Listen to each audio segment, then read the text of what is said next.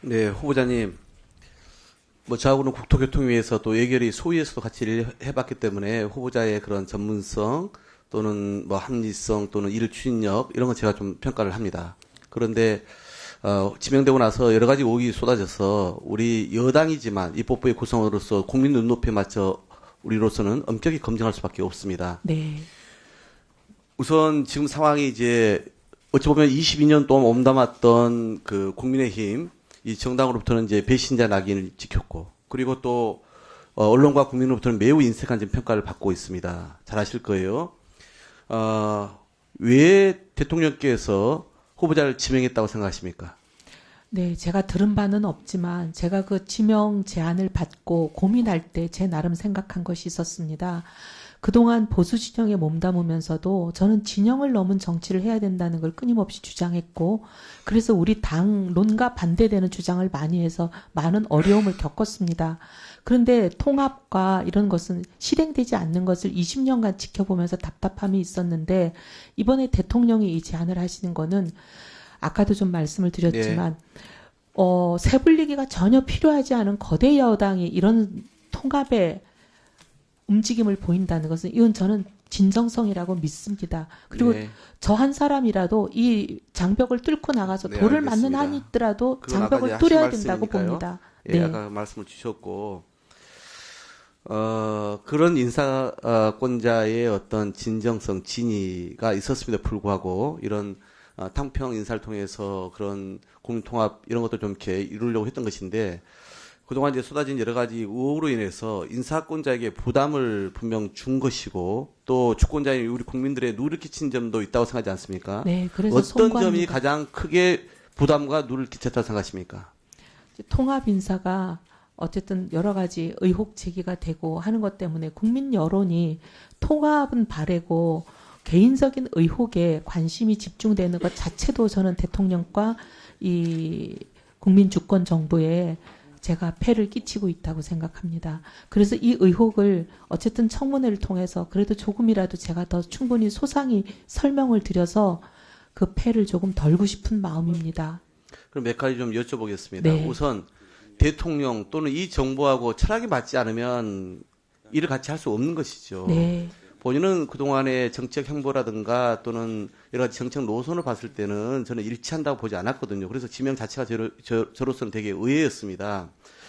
우선 아까 지적이 있었습니다마는 내란 계엄 관련해서 지명 그 후에 제대로 실체 파악하지 못했다 이렇게 지금 얘기를 하고 계시고 사과를 하셨는데, 이게 단순히 한두 번 얘기한 문제가 아니라 지난해 내란 계엄부터 시작해서 거의 1년 동안 많은 이야기를 쏟아냅니다. 저는 그러니까 장관이 되기 위해서 소위 임시 방편으로 또는 이 위기 모면용으로 지금 그렇게 사과를 하고 있지 않냐라는 생각을 할 수밖에 없어요. 윤석열 대통령 체포는 불법이다. 윤석열 대통령의 조치는 법과 절차에 따른 정당한 조치였다. 이재명 당대표가 민주당이 여러 번 국무위원 탄핵을 추진했는데 이게 내란 세력 아니냐. 그래서 탄핵 소추는 원천적으로 무효다. 그러면서 해당 지역구의 구원들까지 동원해서 삭발도 하고 후보 지명 때까지 보니까 그 지역구에 대한민국이 무너지고 있다라고 하는 현수막까지 개첩을 해 있더라고요. 이 정도면 거의 확신을 갖고 있는 수준이라고 저는 보는 것인데, 지명되자마자 입장이 바뀐 거거든요. 물론 사람은 과거를 반성하고 입장이 바뀔 수는 있습니다. 그러나 내란 계엄이 이게 잘못됐다는 것은 아주 상식이란 말이에요. 삼척 동자도 다 아는 사실이었는데 그렇게 계속 1년 넘게 고수하고 있다가 이제 이렇게 말을 바꾸는 것에 대해서 얼마나 이게 진정성이 있겠냐라고 우리 국민들은 대묻고 있는 거거든요. 그래서 결국은 아주 기본적인 판단 능력에 문제가 있는 거 아니냐. 매우 이 장관직이라고 하는 것은 고도의 정무적 판단을 해야 되는데 기본적 판단 능력도 문제가 있는 거 아니냐라고 묻고 있는 것입니다. 여기에 대한 입장은 뭡니까? 네, 일단 현수막부터 말씀드리면 저런 건 아니, 세세하게는 잘 아시지만 저건 네. 당에서 내려와서 다는 거고 제가 하는 건 아니라는 건 알고 그래도 계실 지역위원장의 거고. 동의를 다 구하죠. 네. 그 뭐 당에서 내리면 다 사무국장이 알아서 다는 거고요. 그다음에 이제 그 말씀하신, 근데 제가 물론 그런 발언을 한 적이 있습니다. 왜냐하면 당에서 거의 매주 매일 집회를 열어대니까요. 안 나갈 수 없었습니다. 그런데 탄핵 판결 선고가 나고 나서는 저는 입을 닫았습니다. 그 부분은 제가 지명받고 입장을 바꾼 것이 아니라는 점을 말씀드리는 걸로 네. 제가 가름하겠습니다. 지속적으로 이 대한민국 헌법사에 남을 그 중대 사건이기 때문에 자기의 네. 확고한 입장들을 견지해야 그나마 네. 좀 이해가 될 것이다 싶어서 드린 말씀이었고요. 실은 탄핵 2004년도에 한나라당 시절이죠. 그때 기억나십니까? 환생경제 아, 네. 지원급으로 연극했던 거. 네, 네. 그때 현직 노무현 대통령을 겨냥해서 정말 노골적인 욕설, 비하, 조롱 이런 이제 표현들을 막 쓰셨잖아요. 아무리 풍자극이라 할지라도 되게 그걸로 인해서 논란이 많이 일어났죠. 나경원 의원 등 포함해서. 그래서 여기에서는 지금이라도 노무현 전 대통령 유가족에게 사과해야 되는 거 아닙니까? 실은 저 환생경제에 대해서 출연한 거 맞습니다. 그런데 제 대사는 딱 한 줄을 계속 무한 반복하는 거였습니다. 경제를 살려주세요. 제 아들이 이름이 경제였기 때문에 그 역에서, 그리고 저는 욕설이든 비방이든 어떠한 말도 한 적은 없지만 어쨌든 저 연극으로 인해서 무리를 빚은 것에 대해서 그 2017년인 걸로 기억하는데 그 양산에 계시는 권양숙 역사님 직접 찾아뵙고 묘역에 참배하고 제가 사과 말씀을 올렸었습니다. 네. 그리고 이제 오늘 앞서 얘기한 것처럼 이제 이 당시 인턴 보좌진 몇 살인지 기억나십니까? 기억은 안 나고요. 아마 어렸을 걸로 생각합니다. 당시는 그러면 해당 발언에 문제식을 느끼지 못했습니까? 아닙니다. 그러고 나서 바로 사과했습니다. 사과를 했어요? 네. 근데 사과를 했는데 그때도 그 직원이 받아들이지 않은 겁니까? 그런 것 같습니다. 저는 사과를 했다고 생각했고 제 사과가 좀 전달이 되지 않았을까 했는데 그게 잘 안 된 것 같습니다. 근데 지금도 끊임없이 그 상처받은 직원이 사과를 받아들일 때까지 끊임없이 사과 노력을 하고 있습니다. 왜 사과를 안 받아들였다고 생각하십니까, 그러면?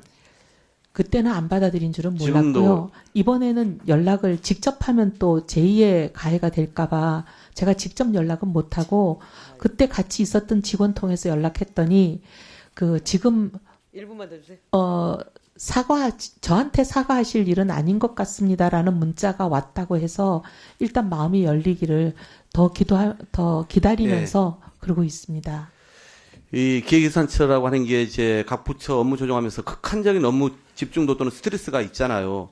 근데 이런 이제 그때 본인은 당대표 시절에 그렇게 뭐 취임 직후에 업무 압박이 심해서 예민한 상태에서 발언했다 이렇게 해명을 한 게 있던데 아마 그 제 협명은 아니고 누가 옆에서 그렇게 얘기한 것 같습니다. 본인이 그걸 확인을 했어야죠, 그러면. 아, 근데 그런 기사가 났었는지 몰랐습니다. 네. 그래서 자칫 공무원들에 대해서 그렇게 이 고압적인 네. 태도, 갑질이 나타나지 않을까 염려돼서 드린 말씀입니다. 아, 그런 일 절대 없습니다. 끝으로 한 가지만 마지막 여쭤볼게요. 네.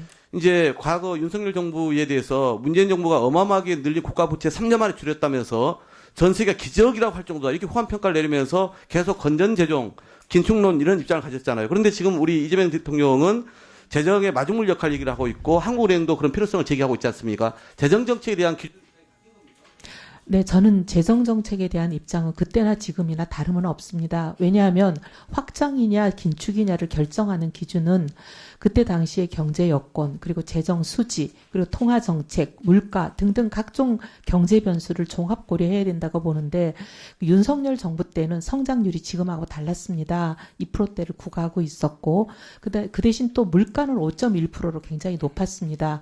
그런 상황에서는 저는 긴축이 적절했다고 생각을 했는데 지금 현재 상황은 4분기 연속으로 0% 성장을 하고 있는 이런 상황에서는 적극적 재정이 무엇보다 필요하고 또 반면 물가는 지금 한 2%대로 굉장히 안정되어 있습니다. 그래서 경제 상황이 그때랑 지금이랑 다르다. 저의 원칙이 달라진 것이 아니라 경제 상황이 달라졌다. 그렇게 말씀드리고 싶습니다. 네, 수고하셨습니다. 박홍근 의원님.